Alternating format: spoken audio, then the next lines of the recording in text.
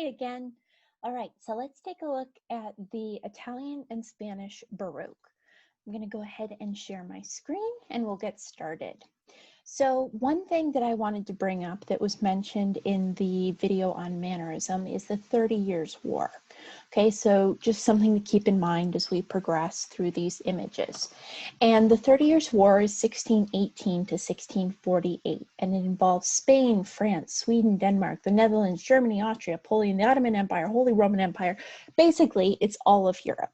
Okay, and this is largely because of conflicts between Protestants and Catholics. So remember, we had the Reformation in the early 16th century, and then we had the Council of Trent in 1547, and so we have the Counter-Reformation. And what we're going to be seeing today is art not from Protestant countries like the Northern Renaissance works that we looked at, but slightly later works from Catholic countries. So Spain and Italy are both Catholic.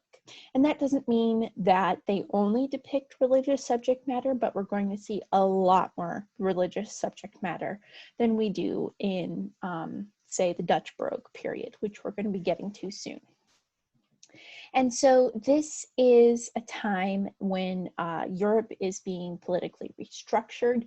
The Netherlands become autonomous, and they actually grant freedom of religion in the Dutch Republic. So this is a particularly permissive time and place in the Netherlands, but that is not necessarily the case in Spain and Italy. Okay, and I mentioned the Inquisition in the last video, etc. So I just kind of wanted to walk you through where we have been before we move into where we are now with the Baroque. And we're going to be starting with a look at architecture. So the Gothic architecture is where we start, right? And so we talk about how it's pointing high towards God. It's irregular, it is non-symmetrical.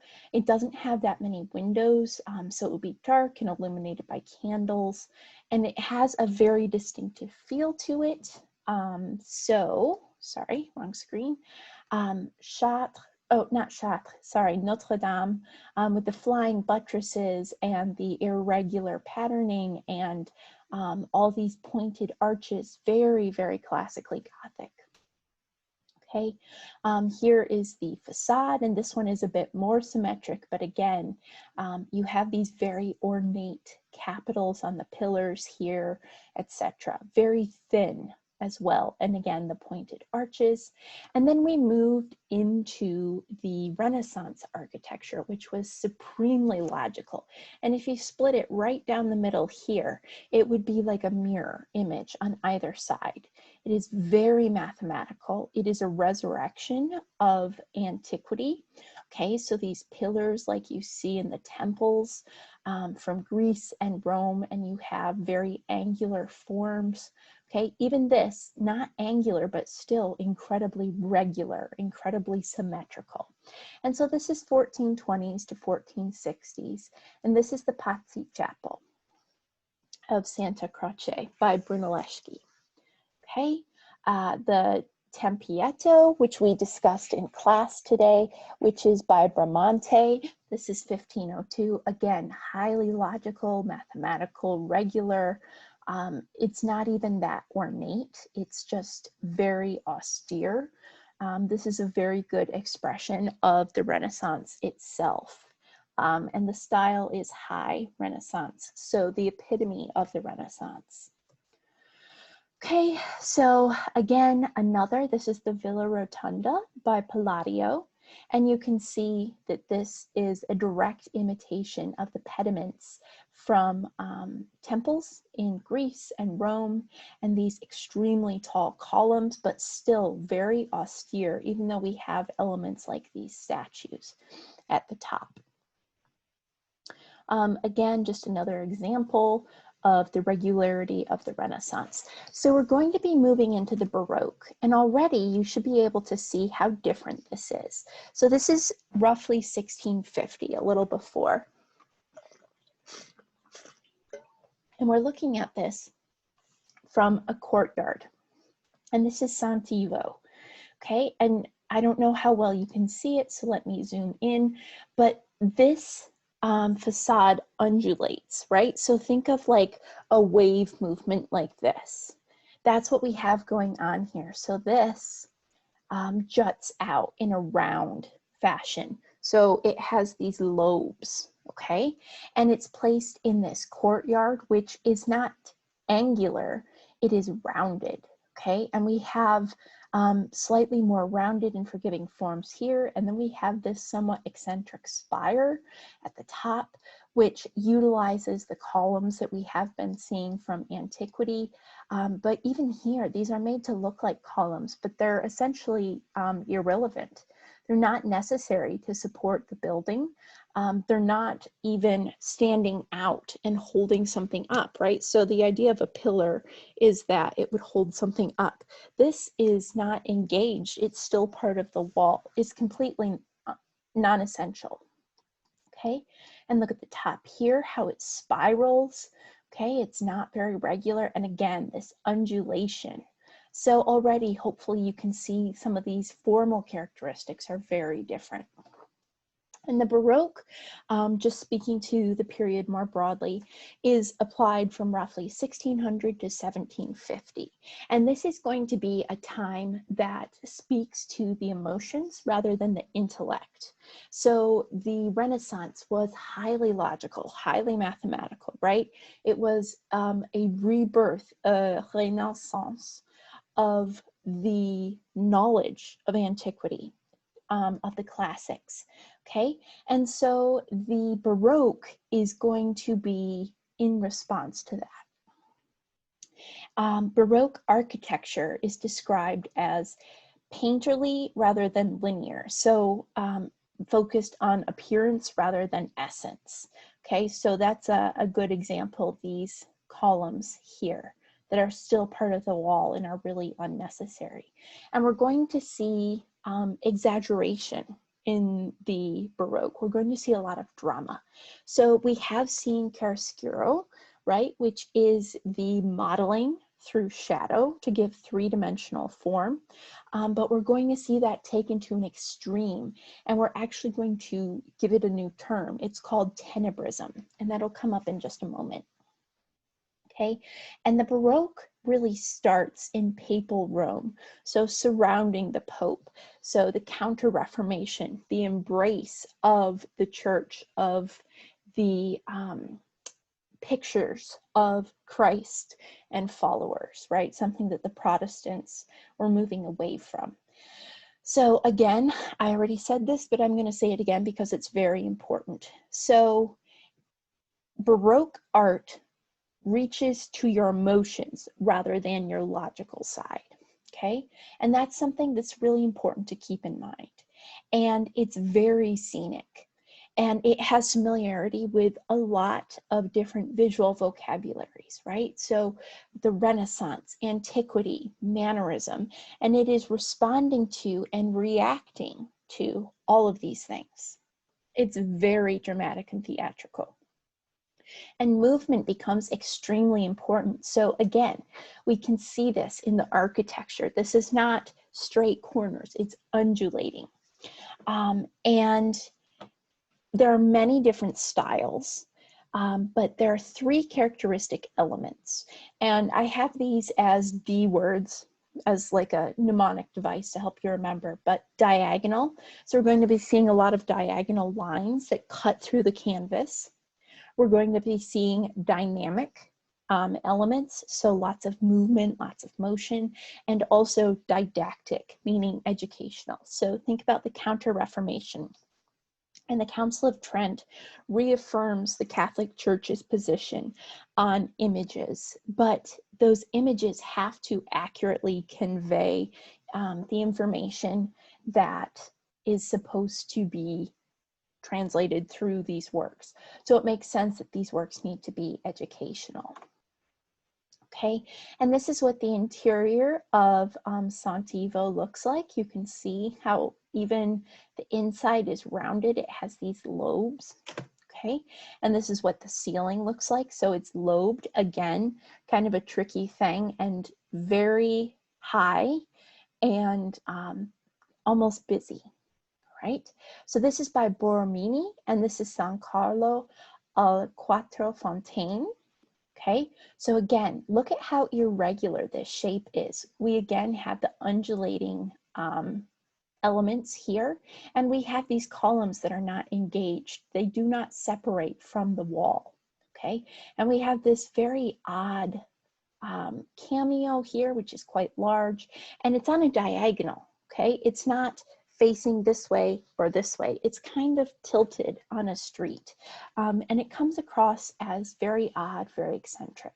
And so the plan is roughly 1640, and then the facade is about 25 years later. So this is the plan of the church, and you can see that it is an ellipse, right? It's an elongated oval, basically. And this is an example of the interior. So look at all the detail that is here. And again, not all of these forms are necessary in order to create this space architecturally, or even to create a sense of grandeur. There are decorative elements applied just for the heck of it. Okay, so look at these coffers with these rosettes, all right?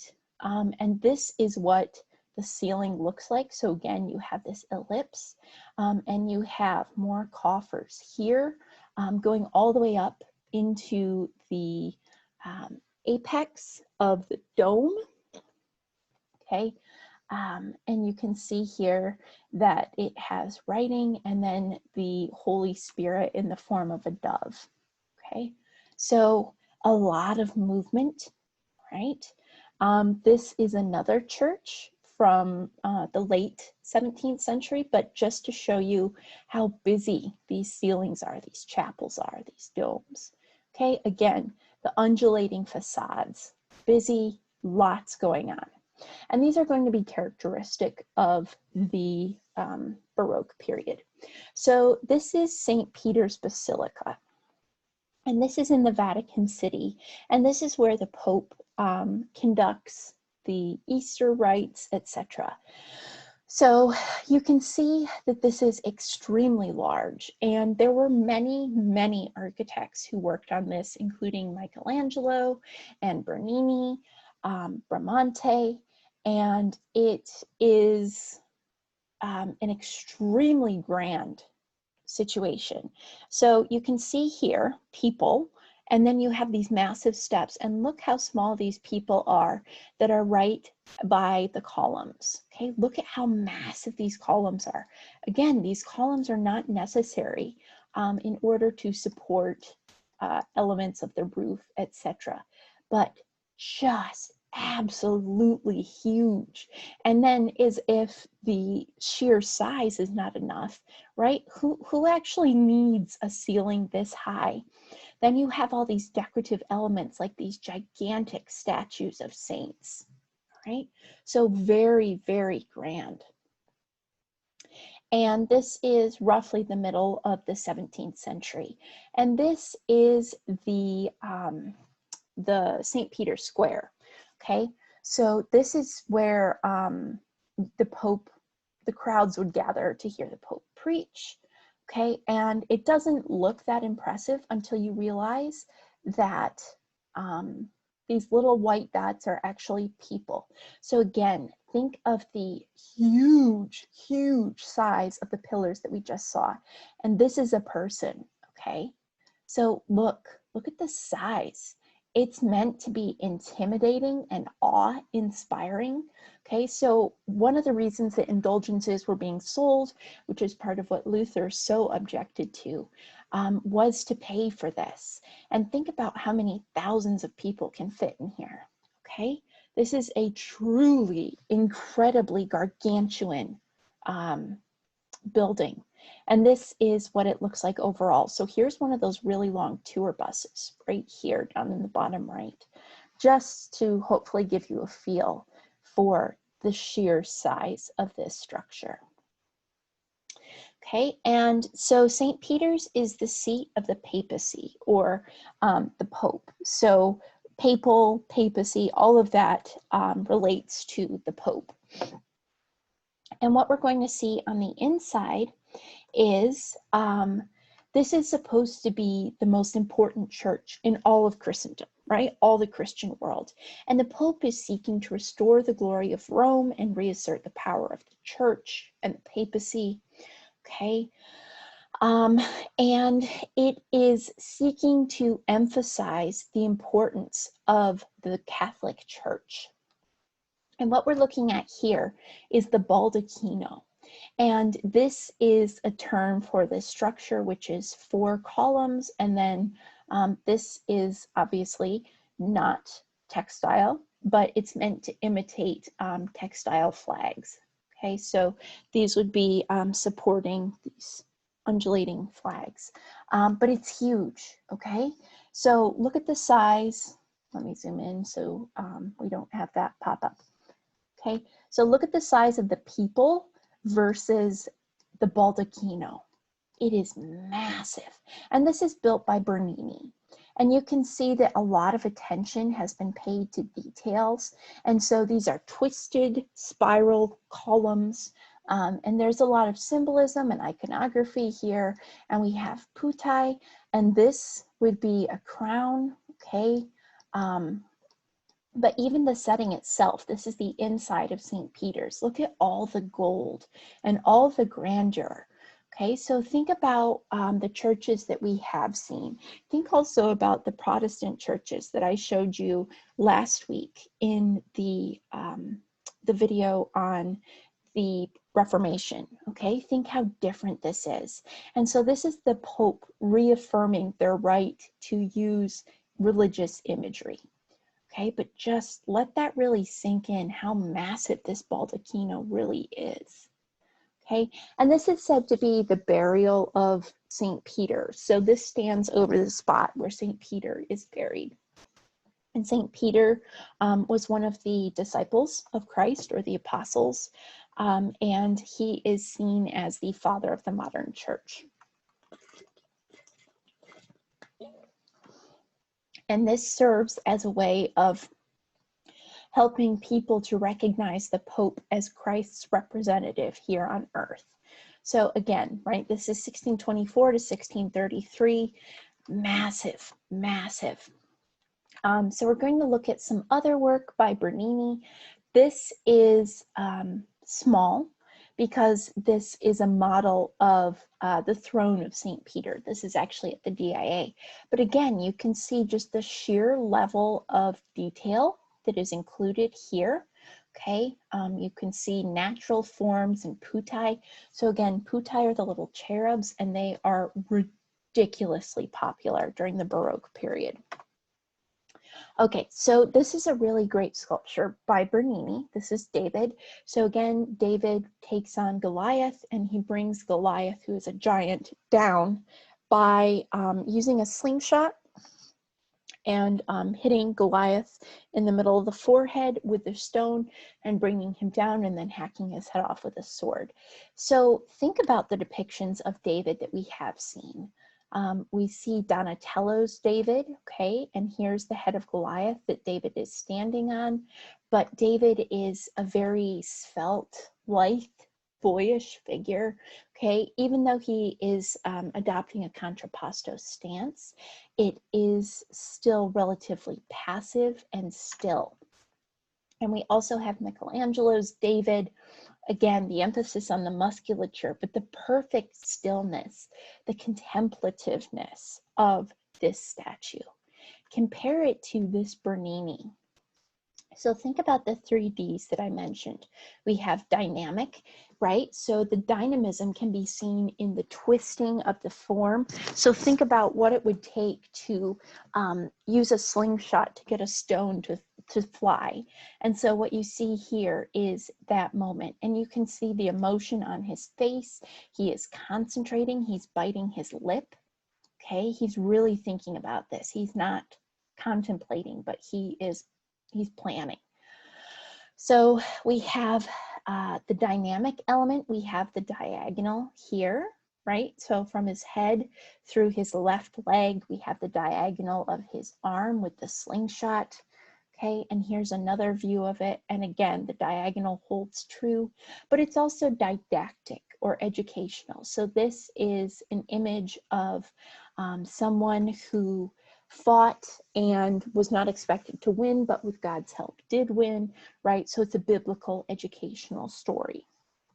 So just really think about this difference that we've seen, okay? It's really important. And this is another work by Bernini. This is Apollo and Daphne from 1625. So basically Apollo is a god and he wants the nymph Daphne, but she does not want to be with Apollo. But there's no escaping Apollo. And so she runs, and as she runs, she cries to her father for help. And her father is a deity, and he transforms her into a tree just as Apollo reaches her.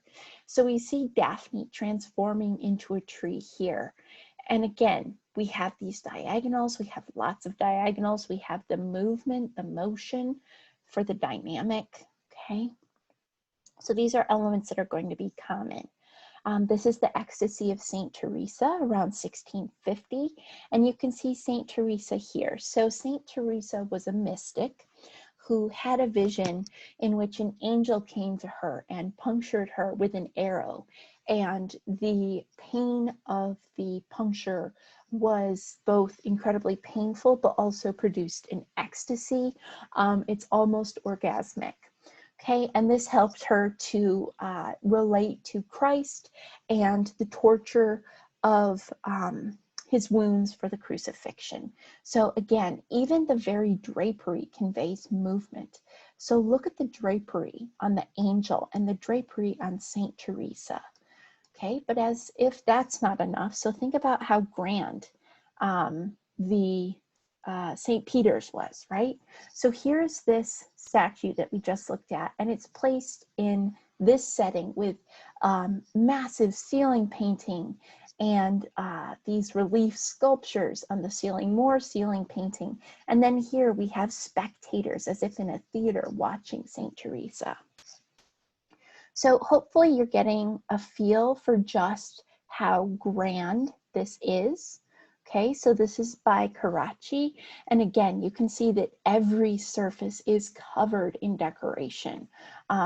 Some of it is painted, so these are not actually sculptures, but rather they are painted. But then there are also sculptures, and again, putai, right? So it is an overabundance of imagery. It's almost overstimulating. And this is another Bernini. This is a fountain. So again, the grand size, the movement, okay? So hopefully you're getting a feel for what this is like, but also, right, the reverence for antiquity. So this obelisk. And there were expeditions being made to Egypt and obelisks were being brought back. And so there's this appreciation for ancient culture. I can't remember if this is a truly ancient obelisk or if it's one that Bernini created, but regardless, okay? So I'm going to keep moving. We're going to look at Caravaggio. So sorry, I wanted to start in a different place here. Okay, so Caravaggio starts working around 1600, and his work is known for a couple of things. So first of all, his work is known for the concept of tenebrism. So this is the chiaroscuro that is pushed to an extreme. And tenebrism is this very inky black from which figures kind of loom, they emerge out of. So that's one thing for which he is known, and this becomes very popular. And so many people start to imitate this style, this heavy, heavy tenebrism. And this becomes known as Caravaggesque work, and the people who work in this manner are known as Caravaggisti. So Caravaggio is extremely popular. And he utilizes many of the elements that are common in the Baroque, right? So the diagonals, the drama. But something that is unique about Caravaggio is his use of the everyday individual as his models. He's not using idealized, well-muscled, young figures, right? He's not using women who have become a type rather than a real woman. He uses very real people, and he creates unsettling scenes. So he takes these religious settings and he makes them very dramatic, very poignant. Okay, so here we're looking at an entombment of Christ.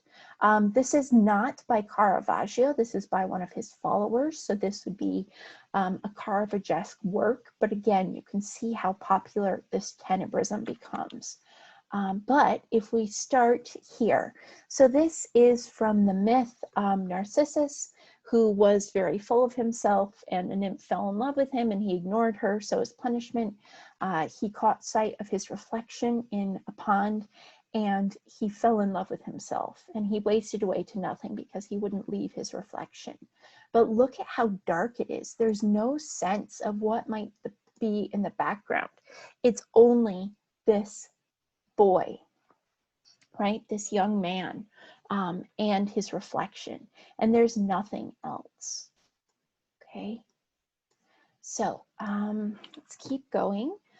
So again, right, rather grisly, an old woman here, but his Judith is still delicate and refined, and she somehow avoids sullying even her clothing or her hands with the blood. She remains clean. And we're going to see one of his followers do something different. Okay. Yes, so this is the calling of St. Matthew, which I mentioned, from about 1600, and this is what it looks like in situ, which is what it's called when it's in the place where it was intended for. So this is the Supper at Emmaus. So remember how Jesus is crucified and then he's buried and then he rises again and his followers are surprised. This is the story of men who were walking when a man came up and accompanied them, and they went to dinner, and it wasn't until they sat down to dinner that they realized that this was in fact Christ. But think about all the depictions that you may be familiar with of Christ. Think about how he has been portrayed before, and then look at this very young, youthful, almost feminine face. It lacks a beard, these very full lips, and there is a realism, right? So the fact that this clothing is not perfect, it's torn. These are people who've been walking all day. And then there's this element of coextensive space, which is where the space of the picture extends into our space. All right. And then this is one that I really, really love. So this is a painting of the death of the Virgin, and the Virgin is the Virgin Mary, Christ's mother. And here we see her deceased, and she's surrounded by apostles. And this is really great for showing what is important to Caravaggio. So again, we have the heavy tenebrism in the background, and we have these very realistic figures here mourning her. But what you see here is the body of the Virgin. And think about the icons, how sacred Mary has been. But Caravaggio is not interested in depicting the Holy Mary. He is depicting a corpse. And so in order to paint this, he had the body of a prostitute who had been thrown into a river after she died or was killed. And he used that to paint this. And this was seen as hugely controversial and even sacrilegious, right? To depict this very holy figure, but to use this very non-holy earthly body as representation. So just think about this juxtaposition. So Caravaggio is a very nitty-gritty, sort of rough and tumble character. He actually was accused of murdering a man, and he had to flee for his life, and then he ended up getting, I think it was something like pneumonia, and basically died on a beach. So he has a very dramatic life. He has a lot of dark moments in his life. But I want to show you a follower of Caravaggio. This is Artemisia Gentileschi. And this is one of the rare women painters that we're going to be seeing. And what is interesting is that Artemisia brings a different perspective to her work. Okay, so this is an example of, sorry, it's frozen. I want to go back one. Here we go. So this is an example of Judith and Holofernes. So as mentioned in class, right, Judith seduces the enemy captain and then beheads him. And so here you see the head of Holofernes.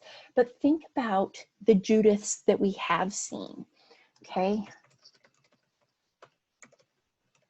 So we have seen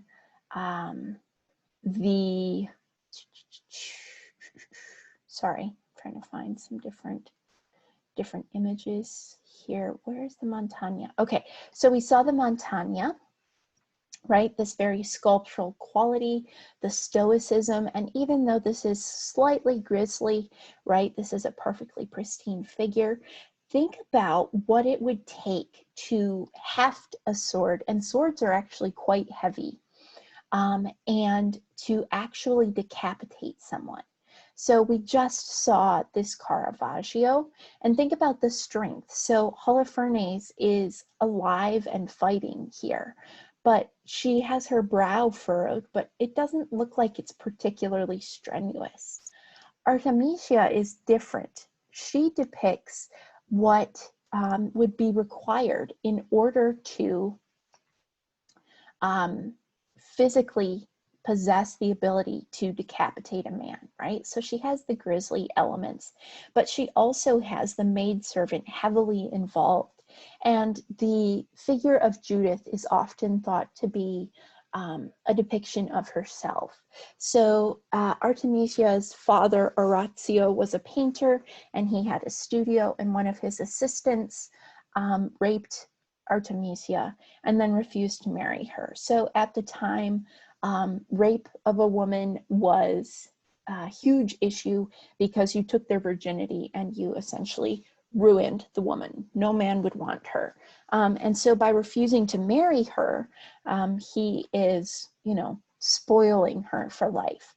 And so there was a court case. Her father sued this man, and she was tortured in court in order to find out if she was telling the truth. They applied thumb screws, and she didn't bend, and they ended up finding in favor of Artemisia, but the sentence was practically nothing for her rapist. And so many people read into her work that she is depicting somewhat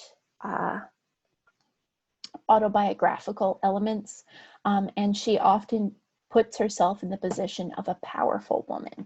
So this is a work by her father. So again, we have a slightly more realistic figure, but again, pristine. We still have the delicate head, very fancy clothing. Here we have Judith, and again, look at this deep tenebrism, these massive shadows from which these figures loom. And it's often coming from a single light source, okay? But this is a woman who probably would possess the physical capability to behead someone. And this is very important to the modern understanding of her work. And so this is also thought to be a self-portrait, putting herself in the role of Sybil. And she was, oops, sorry, wrong way. She was quite popular, a popular painter, although not as well paid as a man. And again, right, the concentration. So this is a slightly different version of the beheading of Holofernes. And the reason I'm showing you so many truly gruesome depictions of this is her favorite subject. She paints a ton of these. And self-portrait as the allegory of painting. Okay, so again, think about how we discussed that painters were moving from a craftsperson into creative genius, right? And so here we see the creative genius, and she depicts herself as this, and studious, hard at work. Okay, but again, right, we have the diagonals, there's drama inherent in the lighting. Okay, so yeah. Okay, we're gonna keep moving on because I want to do the Spanish. Baroque. So again, right, we're going to be seeing more of this tenebrism, this focus on the very gritty details of everyday people. Okay, going forward. Don't freeze. Okay. All right. So we have, and this is a time of really gruesome and grisly depictions. So we don't see as many grisly depictions in the Italian Renaissance. We do see some in the Northern Renaissance, but the Baroque really loves the drama that is inherent in the stories that involve disemboweling or flaying individuals or creatures, right? And so look at this foreshortening. Look how uncomfortable this space is. It's hard to read. It can be confusing. Okay, so this is another element of the Baroque. It's dark. So we, again, have this tenebrism, this uncertain light source, this emphasis on musculature, and this very crowded composition. Okay, so we've moved on from the Renaissance, we've moved on from mannerism, but you can kind of see how some of the discomfort of mannerism, the crowded figures, is inherent in some of the Baroque works that we're looking at. Again, drama, diagonals, okay? So this is the martyrdom of Saint Bartholomew, and I believe Bartholomew, I want to say that he was flayed, which means his skin was removed, but I'm not positive. So here we see the executioner sharpening his knife, and we see this beautiful diagonal here, and very naturalistic, right? So think about the emphasis that Caravaggio put on getting a realistic figure.